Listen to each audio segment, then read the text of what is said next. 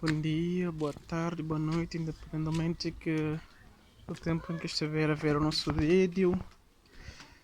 Aqui quem vos fala é o Jonas.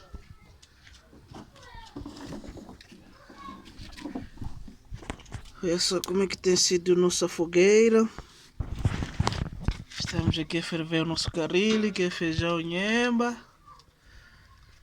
não é? África, Moçambique, chimoio. Depois de cozer esse feijão aqui, daí poderemos colocar tomate, cebola, alho, pimenta, né? Mistura, tempero, não é? Tamo juntos.